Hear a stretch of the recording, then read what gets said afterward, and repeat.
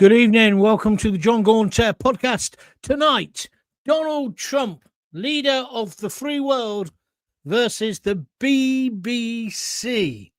Whose or which side are you on? I've got to be honest, I'm conflicted, and I'll explain in this podcast why. But he's suing the BBC for how much is it? $5 billion or £5 billion or $10 squillion? I don't know. It's a ridiculous amount of money. But the BBC did wrong. So whose side are you on? That is today's discussion. Trump versus what I call the woke BBC. As you know, I worked for the BBC for years and years and years, and I was immensely proud to do so. I really was. When I got that job, which I think later I'll probably explain to you how I got it, because it was brilliant, and how I suddenly realised I could do this radio lark. It was like a moment where the monster was born. I'll explain it later. But I did believe, in the BBC and in its independence when I joined the BBC as a freelancer in Coventry. However, over the years, I've seen the BBC morph into something completely different. Like many institutions in our great country, it's been taken over by the cultural Marxists, the Common Purpose Brigade, the people who think trans is the most important issue of the day, the people who hate profit. They think profit, the P word, is like the CUNT next Tuesday word. The people who think Trump is filth, that he has no right to be the president, taken over by the people who also think Israel should be driven into the sea. I think there's a lot of the problems that the BBC have got are problems that our wider society have got, like the police, like our councils, like higher education, all taken over by the woke brigade. You might call them that. I say they're cultural Marxists because I say they've got an agenda which is different to the majority. It isn't even simple left versus right, because you get people complaining that the BBC is biased one way, then biased the other. Let's just say something clearly, though, before we move on. What they did in that programme with Trump, where they stitched up those two bits of audio and film, was completely and utterly wrong. And whether you come from the left or you come from the right, the BBC, in fact, more than the BBC, no journalist outfit should ever do that. It's the first thing you're taught. You can't make someone say something they didn't say. Excuse me. I can't get rid of this summer cold, a winter cold even. But that's what the BBC did with the most important man in the world, Donald Trump. They deserve to be punished for that. Although I don't see anyone's got the sack. I know Tim Davies resigned, Head of News is resigned. But where's the actual people who made that panorama program? And don't forget, it's not just one instance. There's at least two. I would suggest that if Trump is now suing them, he clearly thinks there's a load more examples.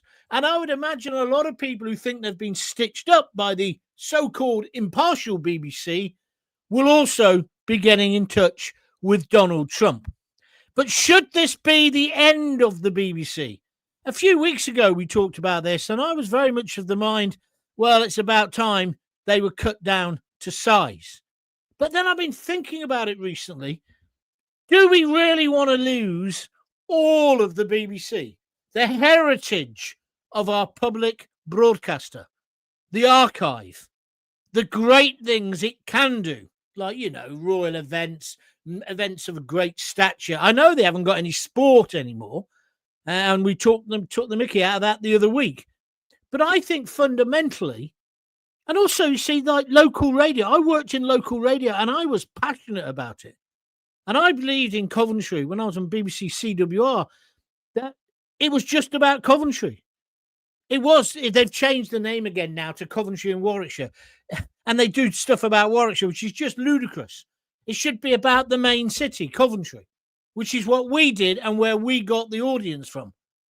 But I think I can track the time when the BBC began to change. I was there and I was doing bits and bobs on the radio. Then they gave me the breakfast show and the figures were going gangbusters. Why? Because we talked about things that ordinary people, the people who pay the license fee, want to talk about. So in Coventry, that was Coventry City.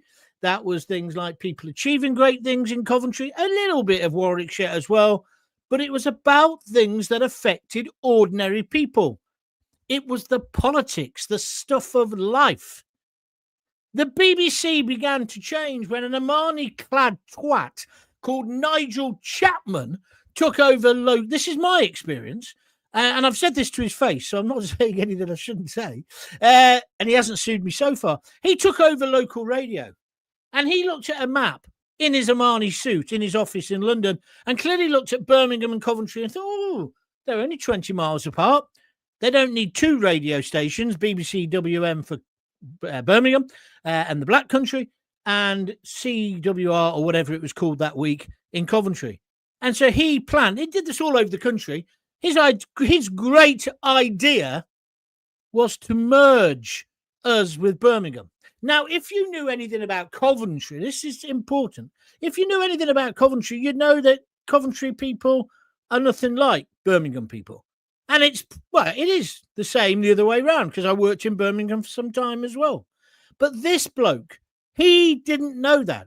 And also, he introduced music. He started saying, oh, they should play music, play more music. The way to get an audience is to ape and mimic the local independent radio station. Well, the local independent radio station in Coventry was called Mercia at that time. It was before it all changed to that Better Music Mix or whatever crap it became. But they were good at what they did.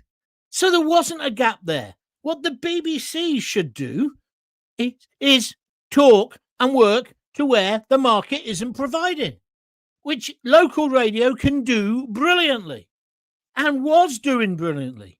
He merged it. I left. I went to Luton, and the rest is history. We won loads of awards. Well, I won loads of awards. I ended up on BBC London, and then from there, talk radio and all the rest of it. The Sun. What I'm trying to, and of course I wanted to go to London, but when I was in Coventry, I was dedicated to it. But I think that was the moment things began to change. This idea that from London, from the centre, they could impose their agenda. And their agenda was nothing in common with the people of Coventry. They didn't understand people of Coventry, like they probably didn't understand people in Leeds or Hull or Newcastle. Because the unique thing about BBC local radio was that the clue was in the title. It was local. And of course, then we have Radio 5 Dead coming on the scene. Why did we need that? Answer, we don't. We still don't. Because they did phone-ins, the very same phone-ins, but on a national level, that was being done on local radio. Didn't need it. Also, then you go to the football, there'd be a BBC local team there. There'd also be the BBC local radio team from whichever team you were playing. And then there'd be Radio 5, sometimes Radio 4, and sometimes a national reporter. What a waste of money. The BBC just got more and more bloated. But it also was taken over by these people in their Armani suits, the sort of people who wear roll neck jumpers. You know the sort, I mean, not made of wool, but the sort of jumper instead of a shirt. They started wearing open neck shirts. This Chapman guy came to talk to us, and he sat on the edge of this desk talking to the staff, many of whom were never going to get another job in radio. I was okay because I was on air and I was pretty good at what I did. But the women who answered the phones and the blokes and the rest of them, because I remember this one girl, she said to him, well, a woman as it was, she said, her name was Jane. She said, well, what about me? I can't move. And he just looked at her as he picked up a vol-au-vent. It sounds like I'm making this up, but I'm not. And he said, well, you'll have to go and work somewhere else, won't you? I thought, you utter C-U-N-T. It summed up what they did. Anyway, they did it. Listen to this. 9 months, maybe a year later, they changed their minds. and had to change what they were doing. Meanwhile, he'd gone on to a better job. I always remember the guy who gave me the job at the BBC was called Andy Wright. His other claim to fame was he discovered Pam Ayres. Oh, yes. But he said to me, that man doesn't believe in local radio, John, talking about this guy. And I said, well, how do you know that? He said he doesn't. He just wants to go up the greasy pole. And he was correct. Andy got the sack as well. A few months later, he passed away. This man was a radio genius. And without him in my life, I would not be doing this today. Weedy little fella. Used to live in Birmingham. Came across on the train with his bike. And then he'd cycle to the radio station, which was only about 2 minutes away, round the corner in Coventry. And Morris D, who was my mate at the time, he betrayed me later in life. But anyway, he used to say, don't let the bicycle clips fool you. He's as hard as nails. And he was. When it came to radio, he just understood. And he loved radio. He'd been at Radio Oxford, and then he came to Coventry. And BBC Coventry at that time was dying on its arse. He gave me a job. I'll explain how I got that job later. But together, with some other people like our sports guys, we got an audience. Because we were from Coventry. Well, he wasn't, but we were, and he trusted us. We were from Coventry. I tell you who was working there at the time, Victoria Derbyshire, who's now on Newsnight. She had a face like a smacked arse when they gave me the breakfast show instead of her, because she was a trained journalist. People don't want trained journalists. People want people with passion, people who understand their city, people who are willing to have a go. She got better, but I mean, she's probably got to where she should have got to, if you follow where I'm coming from. We had great guys. We had a guy called Phil Mercer. He was on the other day in Australia. He's a senior BBC correspondent over there. He was brilliant. He had to leave the country, but that's another story, and I'll tell you about that another time. So what happened was, I think, the cultural Marxists, this Polytechnic brigade, took over the BBC, not just in local radio, but all the way through. So the agenda, the news agenda in particular, was all being set in London. So whatever the Today programme did, all the local radio stations basically copied. How do I know this? Because I was doing it. And then they'd send you packages to play. I refused. Because they said to me, well, don't you want to play music? I said, no, why not? Well, what if you don't get any calls? So if I don't get any calls, you can sack me. Little Andy Wright said, that's brilliant, John. Well done. On you go. He said to me, just say the first thing that comes into your head. In other words, be authentic. And I'm not bragging. It was him who showed me how to do it. And it worked. I did the same thing in Luton. They had no audience. We got a massive audience. I'm not bragging. I'm trying to explain to you it's about caring. I told you the story the other day about the hospice in Luton when those morons broke all those expensive windows. It's about being authentic and caring for where you're from. But this new breed, the Armani breed, in their Armani suits and their suede loafers, they didn't give a shit about local people or local radio. Anyway, so they changed their minds. Then Greg Dyke came along. I was now in Luton, by the way. But Greg Dyke came along as the Director General, and he wanted even more localness. He got it. But there was I can't remember what the scandal was. There was some scandal, and he got the bullet. That was the last moment the BBC could have been saved. Because the BBC is a great institution. Because if we just move away from news for a moment, think about the great comedy programmes, the great dramas. Most of those have been on the BBC. I'm not saying that ITV haven't upped the game, because they have. And now we've got Netflix and the rest of it. But there's a great heritage, a cultural heritage, which is uniquely British. So here we are now, Donald Trump. What they did was totally and utterly wrong. And let me tell you, if they're doing it on BBC News, Panorama, they're doing it all the way through the BBC, misrepresenting people. The best one was when they used to go out and they used to do vox pops. You've probably seen it on local telly and on local radio, where they talk to a few people about whatever the subject is. But some people in the BBC, the Armani mob, said you have to have balance. So say you're talking about hanging. So you go down Coventry Precinct.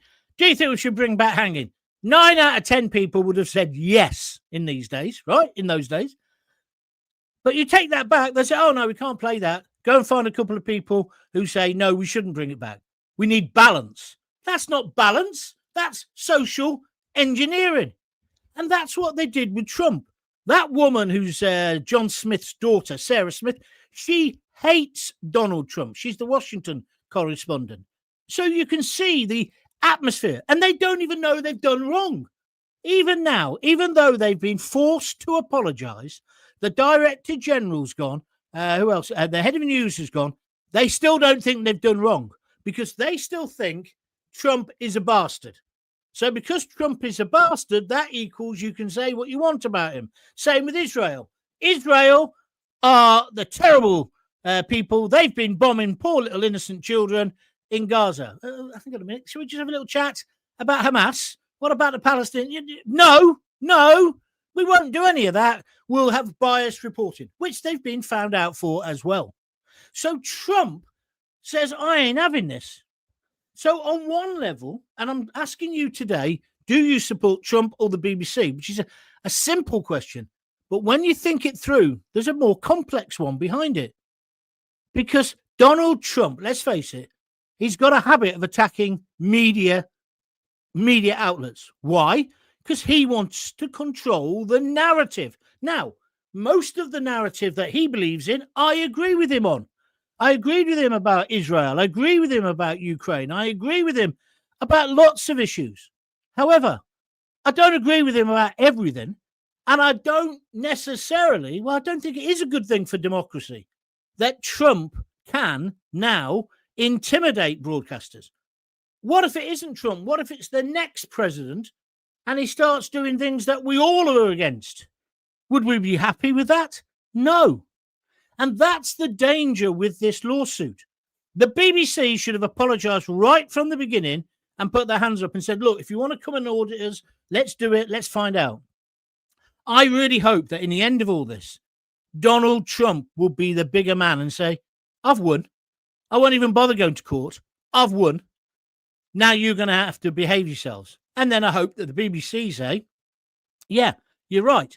We need different sorts of governance. Let's have that. Let's be more balanced. Because when I was on the BBC at the beginning, there was no right versus left sort of dilemma. You just told the truth. If you thought the council were doing something wrong, you just said it. You didn't weigh up all the different probabilities of whether that would cause trouble for the BBC or whatever. There's been a fundamental change. I'll tell you one of the people who started. Is that, what's her name? Aura Gurin or whatever her name is. She used to be always in the Middle East. She's the one who cried when they took Yasser Arafat away after he died. I was dancing on the bastard's grave.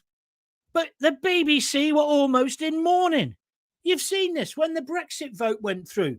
They almost all had black armbands on. It's because they'd been captured. And so what I'm trying to say is, I think the BBC, when we were growing up, let's talk about it. Blue Peter, let's talk about those great programs. What's that guy, James? He used to have like a bald head, but kind of curly hair. Scared the shit out of me. He used to talk about the end of the world. I can't remember his name now. We'll come back. If you know who I'm talking about, tell me in the comments. But there were great programs, great comedies, great drama, great news. We were respected. When I first got the job at the BBC, Andy paid for me and Lisa to go on holiday in Florida because he said, I want you to go and listen to talk radio in America. I'll pay. So we went off to live, where was it? Fort Myers. Nice place. But we were in a grotty little, we came to really love the place, actually. A grotty little motel. But he made me promise to buy a medium wave radio as I went through Miami Airport. $10 or $8, something like that. I bought it and I listened to the radio and it was a revelation. Here was ordinary people on the radio talking about ordinary things in an extraordinary way. They held you. There was two guys talking about car mechanics. I'd never heard anything like it before. I know nothing about it. I don't even know how to lift the bonnet when I had my Jaguar, right? I didn't know. But what I'm trying to tell you is they made it interesting because it wasn't about cars. It became about their lives and their personalities. And that's how I did my radio. It was unbelievable. But that was happening all over the country. And there were these great personalities, whether it's people like Ed Doolan in Birmingham and Alan, whatever his name is, up north. There were blokes and women all over the country doing things for their audience. That's who they were working for. And then the BBC on a national level, well, it was wasn't it? There was all the programmes, the things that pulled us together, the Morecambe and Wises. You only have to say the stripper song, everybody sees the sketch. I know it's different because TV wasn't fragmented like it is now with the internet. But wasn't there something great about that? Wasn't there something great? But the cultural Marxists have come in, like they've gone into every other major institution, and they've set their agenda. Trans rights. Well, it started off with gay rights, which I fully agree with, but now we've got trans rights. What else was it? Pro-Palestine, right? It's just wrong. And the BBC is infested with these people. And as I say, it's not about left or right. It's ideologically based and biased because it's based on their prejudices. I got so far in the BBC, but getting to the next level, if I'd wanted to, was impossible. I did some standing gigs for Edwina Curry on Radio 5. I think I told you about this. The guy came to me. He said, "Where have you been?" I said, "What do you mean, where have I been? The show don't start till 10, does it?" It's about 7 o'clock at the time. He said, "Oh, yeah, but we all meet up in the afternoon and discuss the show." I said, "What is there to discuss? We're just going to go on air. I'm going to say something. I'm going to get a guest on. He's going to say something. She's going to say something. And then we're going to open the phones. Why do you need to plan that?" He said, "Oh, yes, we do." And he brought out this plan. It was a bit like, you know, when you see those World War II films where they're pushing the boats around and the submarine. He had it all planned out. So, yeah, you say this, you say that, she says this, da-da-da-da-da-da-da, and it ends up with this conclusion: Israel are baby killers. Well, I'm exaggerating that a bit, but effectively, this was when the BBC got captured. So if you are a right of centre voice, which I am, and I'm proud of it, I'm not far right, but I'm right of centre. I believe in small government. I believe in more money in your pocket. And I believe about you looking after yourself, right? But I also believe we need a welfare state and all those other things. There was no way I was ever going to get a job. Even when I won all the awards, I wasn't going to get a job on Radio 5 dead. No chance whatsoever. And then, of course, because I did so well, won the awards, they had to take me to London. So I went to London, and even there, the bloke who ran the station, there was an Irish fella right at the top called Pat Lockery. He was a mentor for me. He thought I was great. He put me on BBC London. The bloke who ran it didn't want me there. He was another Armani suit-wearing lefty twat. Too liberal for his own good. Total hypocrite as well, by the way, but that's a different issue. He didn't want me to have the job. He didn't want me to do the breakfast show or mid-morning. But after a few weeks, they had to give in and give it. Well, they gave me mid-morning, which was fine. Fine. And then me and Danny Baker, in his own sweet way, we got the audience for them. Then they sent me back to Coventry. Well, that was after I told them I'd got a job on the Daily Star, and they said I couldn't do it. I couldn't write for the Star, so I thought, fuck you. And then the Sun approached me and said, "Would you like to come and write a national column?" I said, "Yeah." And so then they said, "Do you want this now?" Because now they decided they wanted to open BBC Coventry again. So they'd done everything. They'd paid £3 million. If you come to Coventry, there's a place called Priory Place where they built these studios next to Sainsbury's. Cost £3 million. But what, do you know what they forgot to do? Get any talent to go on air, the main talent. So in a panic, they went for Liz Kershaw, good girl. She was in Radio Northampton, and me. Liz was going to do the breakfast show. Then they said, "Oh, Liz, do you mind? Gaunty's become available. Let him do mid-morning, breakfast, and you can do mid-morning." And she was fine because she knew I was Coventry and I had a better chance of getting the audience than her. Ego aside, that's what happened. But I've been offered the job on the Sun. So I get offered the job on the Sun. I go along to the idiots who run BBC Coventry and say, "Great news, you've got a new radio station. I've just got a national column. That'd be great publicity. That'd be lovely, won't it?" No, why not? Well, you cannot work for the Sun. Why not? Because, what do they call it? Impartiality. I said, "What are you on about?"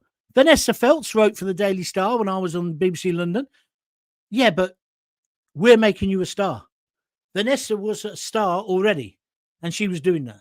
This is the hypocrisy of these people. So I said, are you seriously telling me you don't want somebody who's now writing a national column for The Sun, for the packed newspapers, going to be on telly all the time to do your breakfast show? Yeah. And this idiot, right, who was the head of local radio at the time, he turns out to be quite a nice guy later, but he's just misguided.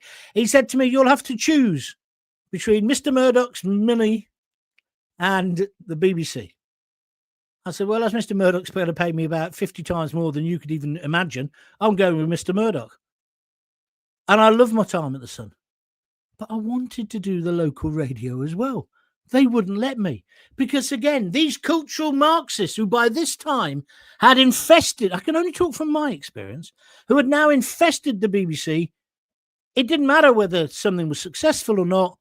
All that mattered was were they culturally correct. And that's where the BBC's gone wrong. And so now I understand why Trump wants to attack them. But there's a little part of me that says, I don't want him to destroy them. I don't really want him to destroy them. But can the BBC be reformed on its own? I mean, today they're doing what I said ages ago. They're now talking about certain programs being behind a paywall. They're saying, certain programs maybe take adverts or sponsorship. They're good ideas. I said it years and years ago. But they're also saying, let's give free licenses to certain people. And you know who those people will be, won't you? I say no. I say scrap the license fee. Or certainly modify it a hell of a lot. But when it comes to Trump, although I'm usually a Trump fan, I'm not sure I want him to screw me for billions and billions of pounds for the BBC's mistake. I want the BBC to crawl over broken glass and apologise to him, but still keep their independence, because in the future, if you can't criticise the most powerful man in the world, then we're lost as a democracy. Do you understand my dilemma? Now, over to you. Tell me what you think. This is the John Gaunt Show. Blimey, that was a big rant. 27 minutes. Sorry, hope I didn't bore you. And I haven't even told you how I got the job on the BBC. That's later. Right, let's go. I've been asking you, are you with Trump or are you with the BBC? Bit of a naughty question, because I've thrown in this googly now, haven't I? Because I'm saying it's a bit more complicated. But let's see what's happening. If you want to support me, click the $, please, and donate whatever you can, or go to www.buymeacoffee.com/John Gaunt. I won't be here tomorrow night at 6:30. I forgot about this. I'm going out to my Christmas party. It's going to be a cracker. I'm out with Big Ron Atkinson, a very good friend of mine. Talk about that later. Right, let's go. Paul Rowbottom on Facebook, he says Trump. Sandra Kirkpatrick, she says Trump on YouTube. Nigel Gordon says Trump. Everyone's saying Trump. Den Spink says they deserve to get screwed to FK by Trump. Yeah, I understand the emotion of that, but what's that going to help the rest? I don't know. Hi, John. The BBC did wrong to Trump, so they should pay for it. Yes, I agree, but he doesn't need the money, does he? I hope he's going to give it all to charity. But 5 billion, 10 billion, it's going to bankrupt them, and it's our money. Am I going soft? Tell me if you think I am. Jackie Ward, I totally understand Trump suing the BBC. So do I, Jackie. I would have been livid if they'd altered what I said. Yes, I agree. To be honest, I no longer care if we have a BBC or not, which is not how I used to think. But now they're so woke, it's time they went. You see, Jackie, you're echoing where I'm coming from, really. This new woke BBC, I don't really care. But wouldn't it be a shame to throw out the baby with a bathwater? I don't know. What do you think? Being a license free for 10 years, anyone who pays for a TV license is complicit.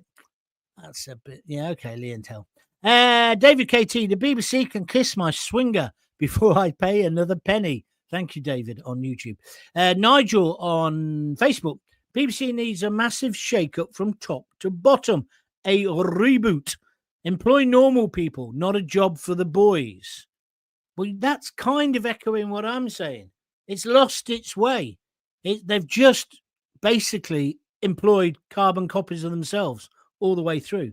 You see where I'm coming from? Where's the individuality? Where's the mavericks? Well, they're not on the BBC. Steve in Leeds on YouTube says Trump.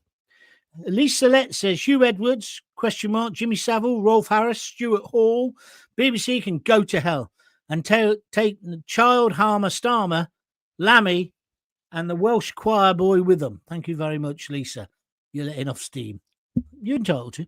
John, I used to love your show in 3 counties. It became as dull as dishwater when you left. Correct. That's because they employed that idiot from commercial radio. He didn't have a clue. I left him the biggest audience he would ever get in his life, right?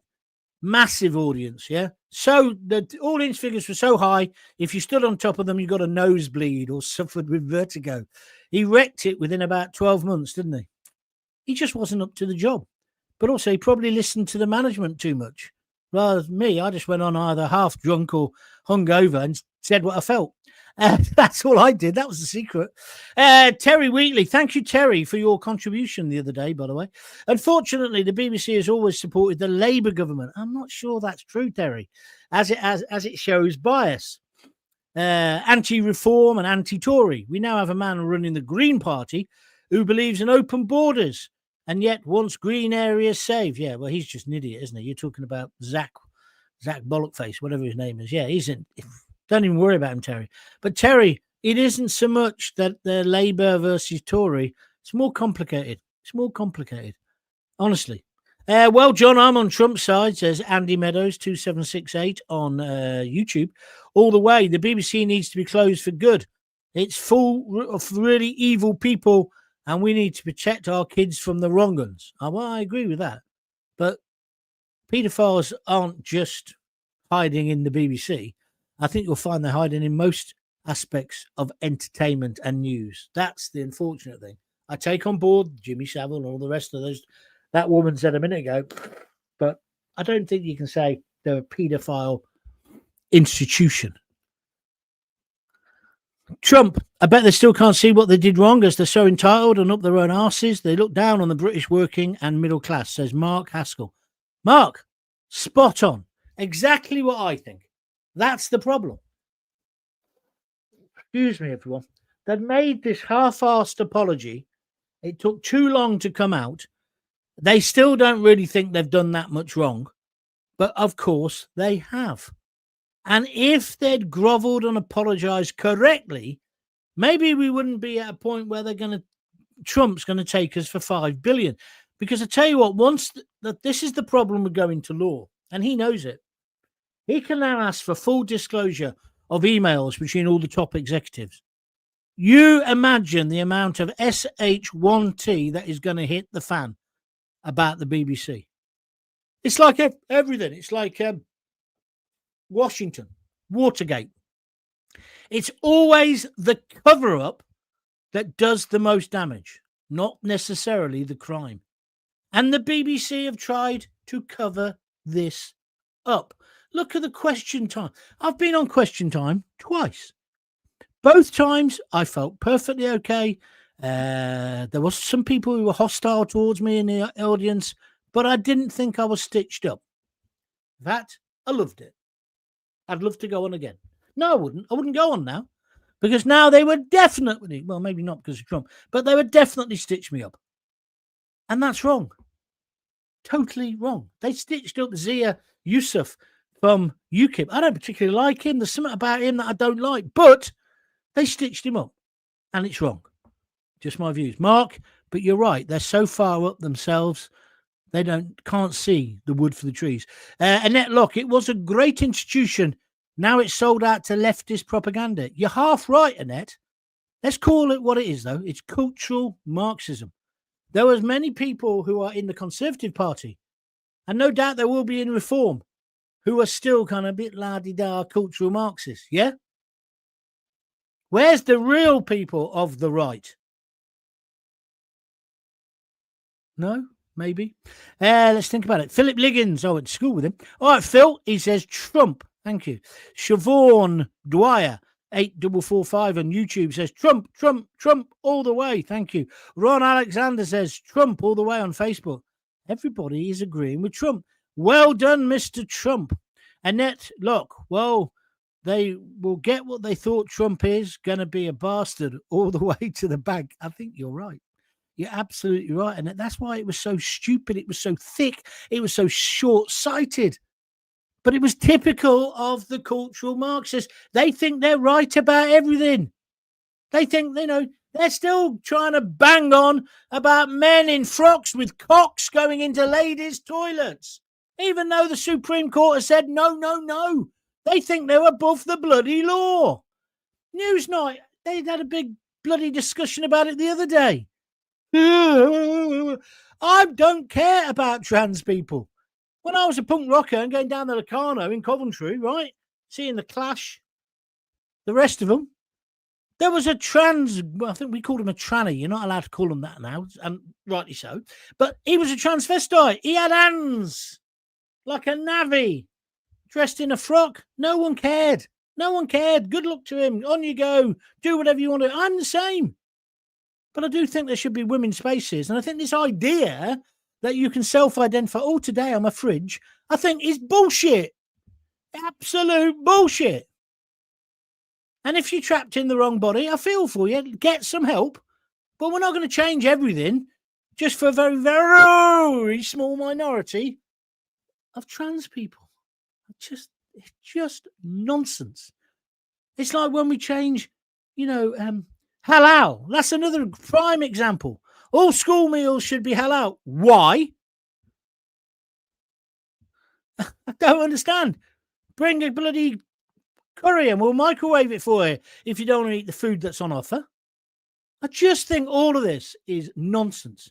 Pandering, dancing on a pinhead to minorities. But it's part of the cultural Marxist framework because what they want to do is destroy tradition, cultures, even family, dare I say it. That's what they're after. Anybody going to donate tonight? 158 likes so far. That's brilliant. If you want to donate, just click the little dollar sign and donate whatever you fancy. Please help me out. Don't forget, these are independent and I'll need my legal fees paid soon. Also, as well, you can do it on www.buymeacoffee.com. Coming up, how Gaunt got into radio. If I got time, I'll do that tonight. And don't forget, I'm not here tomorrow night because I'm out I'm self-employed.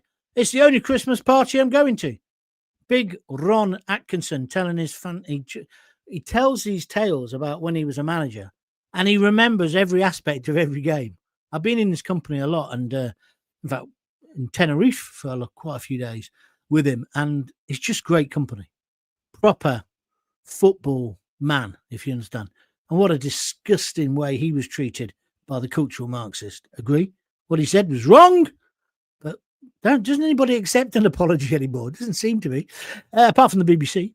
Where are we going next? Good evening, John. The only benefit from the CWR-WM merge was that we had Ed Doolan reaching out to the Coventry and Warwickshire area more. That's debatable. There is a promo video on YouTube for CWR from when it started, with you on there, John. Is that true? The BBC has changed beyond recognition now, especially the TV side, since it was dumbed down 20 years ago. Well, that's what I'm talking about, Richard. So in a way, you're agreeing with me. It's when they took over with their roll neck. What do they call them? Roll neck sweaters. Me being fat, I've never liked those sort of jumpers because they cling a bit, don't they, to your tits? Anyway, Trump wins, says Richard Pope. Kevin Lee, you're not the Kevin Lee I work with at BBC, are you? He says Trump. Probably not then. Paul Rowbottom, the BBC will quietly settle out of court and probably lie to us about that. Yeah, it won't end up in court. I think you're probably right. Well said, Paul. Trump of the day, says Paul from Newcastle, 95222. Trump, 100%. Defund the BBC. See, I think that's a bit of a knee-jerk. I think that's where I was last week, so I'm not slagging you. I just worry that if we completely defund them, what will we be left with? I don't know if you watch Riot Women, or whatever it's called. What a brilliant piece of telly that is. I used to work with the woman who wrote that on Emmerdale. I wrote Emmerdale. And she came and worked on the script writing team. She didn't last long. She was too bloody good, obviously. Sally Wainwright. She's also the woman who wrote that Dr. Foster, and she wrote that the brilliant thing with Raquel. What's her name? Raquel out of Coronation Street playing the copper. And that James Norton guy being the villain, the psycho. She was great. She was a great writer. Well, she is a great writer. I remember out in the Gulf in 91, we had Kate Adie running around chasing tank pendants. She made a big mistake one day and tried to climb on our Challenger, and she got Foxtrot Oscared. Thank you, David KT. Does anybody know how to lift the bonnet on a 1977 Cortina? Funny guy, Andy. Funny guy. All I was trying to make out was I ain't got a clue when it comes to cars. I was trying to say how good these guys were on the radio. If only we had a talk radio like that in this country, it'd be pretty good. But we ain't got anything like that. We haven't got anything. What was I listening to the other? Oh, today I went to see my daughter. I took Lisa to work, and then I went to see my daughter. She lives in Leamington, and I listened to that. Had the misfortune. I thought, I'll just listen to Nicky Campbell, but he'd finished. I don't mind Nicky Campbell. And he's a nice bloke, and he was in care, so all those things. But anyway, it was Naga off BBC. She does some sort of phone-in show. She's the most ill-equipped woman in the world. She might be a good TV presenter, but she's crap on the radio. She was at some Air Force base talking to Air Force people, and it was just, they were talking about drones, and they had this bloke on, and he literally droned on and on. It was about how drones are being used by the Russians. They should have been fascinated. I nearly fell asleep on the A46. It was tedious. How was she? Well, I know how she's got the job, but it's ridiculous. And there's me in my bedroom entertaining you. Why don't they come and give me? Where's the talent scouts? Where's Andy Wright when you need him? I also believe the BBC killed him. They took away that. He made it into a success, and then they pulled the... Anyway, shut up, John. You're going to get in real trouble. If you want to like the show, please press the like button. Don't forget, the best thing you can do to help me is join John Gaunt TV. It's John Gaunt TV on YouTube. You just subscribe. It's free. A little pop-up comes up. We're getting loads of subscribers. Thank you for that. And that's where you'll find all my archive. The BBC didn't criticise Trump, John. They quite literally stitched him up. I didn't say they only criticised him. I said they stitched him up. But yeah, you're right, Cumberland Mackham. Can't argue with it. Trump all the way. F the BBC. Corrupt, lying Labour Party. Thank you very much indeed. I've just seen there someone has just donated, and I've lost you. There's Mark Cavill, 1892, has just donated a £5. Thank you very, very much indeed on YouTube. And he's done it just simply by pressing that $sign. Thank you, my friend. If you'd like to donate, please do so. Don't forget, I'm not here tomorrow. Happy Valley, says Craig Urquhart. Yeah, that's right. That's exactly the show I was talking about. I'm just looking for the next one. So, yeah, brilliant. What a show. What a show. And what a revelation Raquel is. Because we all just thought she was good at playing Raquel, didn't we? In Corrie, she was great in that as well. With Curly, wasn't it? But since she became a more serious actress, she's just out of this world. I agree there was nothing wrong with a bit of healthy criticism, but when you set out to deliberately set him up, it changes the narrative altogether. Well, that's what I'm saying. That's what I agree with you about that. I agree with you about that, Annette. But do we want him to wreck the whole of the BBC? That's the dilemma. And I'm confused. I'm not sure. I won £3,300 on President Trump in 2016. God bless him. Yeah, I wish I'd had a bet. I was telling everyone he was going to win. Take the corrupt BBC to the cleaners, Mr. Trump said. No one's supporting the BBC. The BBC went woke, and now it could go broke. Well, Mark Howard, you're correct. And that's really where I'm coming from. BBC, no sympathy. They lied to their people for decades. Big change is needed. Yeah, but what about the fact you're going to be paying for it? Are you willing to pay their damages? Because that's what's going to happen. That is what's going to happen.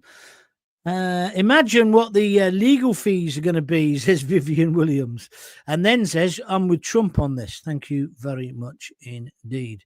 Craig Urquhart says, I can't stand either, which I know adds nothing to the debate. Great show, John. No, Craig, that's fine. That's really where I am. The BBC did wrong. Not enough people are being punished for it. The BBC are still showing their bias. They should drop the bias and go back to what it used to be. When I joined the BBC, I'll tell you how long ago it was, the managing director, editor, whatever, of the station, Little Andy, he had a drinks cabinet. You used to go in there at lunchtime and you get pissed up with him. You wouldn't have any of that on the BBC now. But that's like in every industry. Do you remember when we had lunchtimes? We didn't used to have to eat at our desk like people do now. Do you remember when people had a life outside of work? I'm not just talking about in broadcasting or journalism. When people actually had a life and it made them better at their job. When I worked at The Sun, Chris, who's my sort of editor, features editor, we used to go out for long lunches there. It made us better. It didn't make us worse. But now I see people in newsrooms and they're having the sandwiches next to the computer and the computer's got loads of sandwich bits in it. It's just naff. And it's the same in most places. It happens everywhere.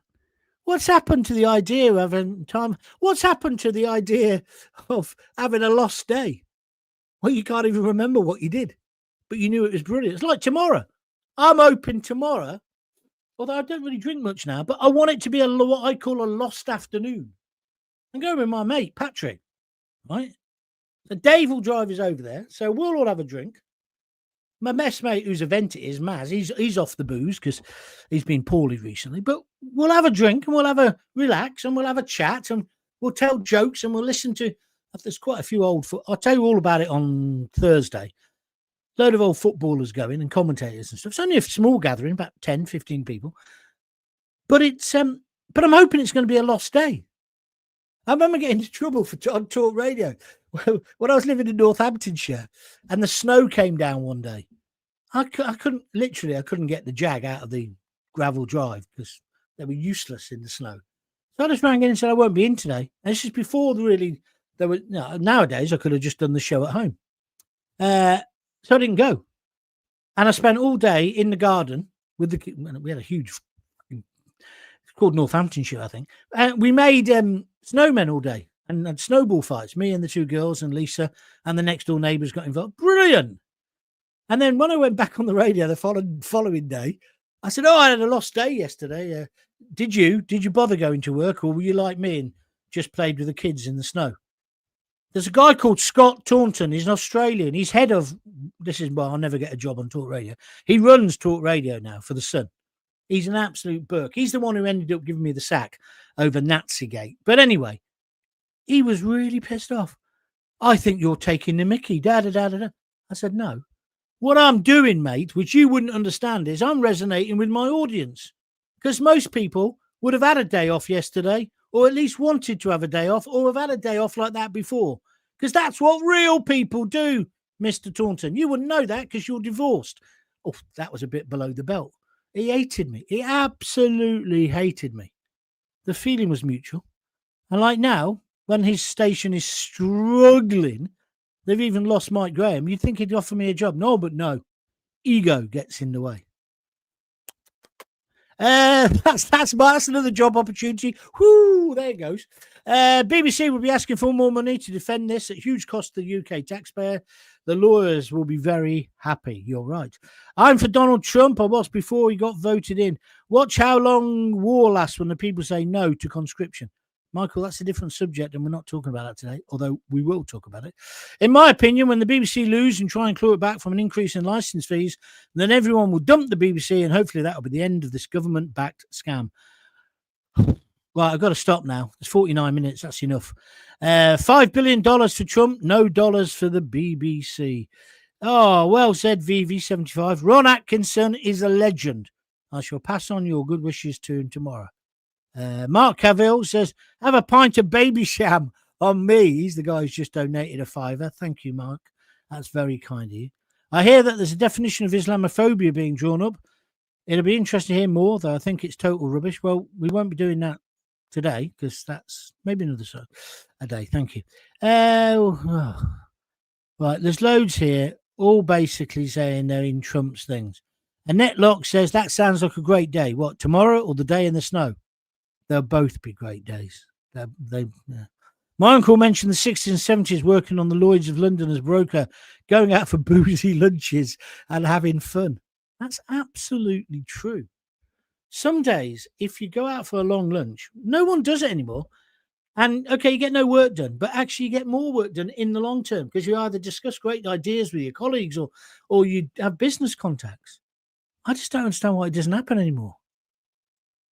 And I don't know if you're like me. I'm a great believer. The unexpected pint is always the sweetest. Have you noticed that? When you're in and you're getting, oh, have you noticed my new bins? Okay, then. Bought them today. £1.95 in Savers. There we are. I'm going to never go to, what's that other shop I went to try and buy me? Superdrug. I think the woman behind the counter was on bloody drugs. She was as rude as hell. Never again. VV75. These days, you can't even take a gift for more than 20 quid without reporting it to compliance. Yeah, that happened with the BBC. You know, with the BBC, when they got into trouble for doing pre-recorded shows and not telling people about it, after that, all the rules for the competition changed. Just nonsense. I'm just trying to see if there's a killing one to write out. If you go out for a long lunch sometimes, you just don't go back, says Annette. Well said. Yeah, I've done that before now. I fully support Trump, even with my name, and his name is, have a look at the screen, Mark Starmer. Oh, dear. The young lad I employed on, what did I call that radio station? Talk to Me Radio, when I was doing that. His name was Anthony Blair.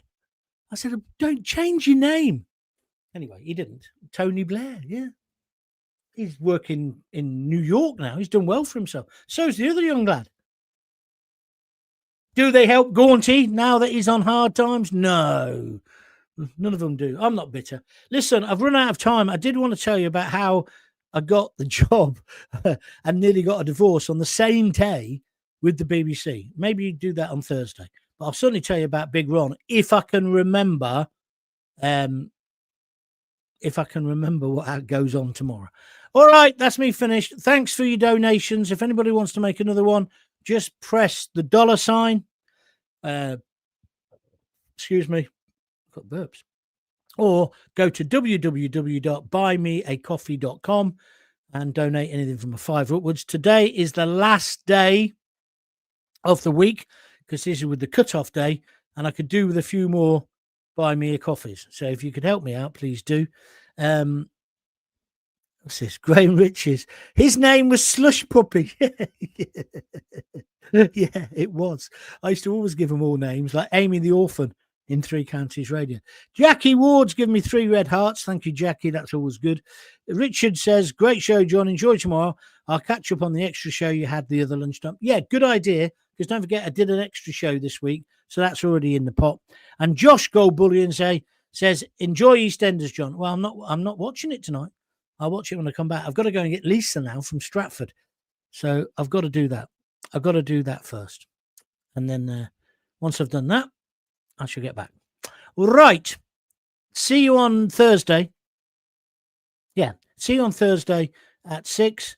In between times, please listen to the archive. Please sign up to John Gaunt TV on YouTube. And please think about donating some cash. Go to www.buymeacoffee.com/John Gaunt or do it here on YouTube. You can do it either way. Okay, because we're not funded. There's a surprise. I enjoyed that. Hope you did. I do want Trump to give him a smacked arse, definitely. But I don't want him to take us for $5 billion. I don't really want that. And that's where I am at the moment. But it's not black and white. Okay, if you got kids, give them a kiss, give them a hug. Don't forget to tell them you love them. See you Thursday. Bye.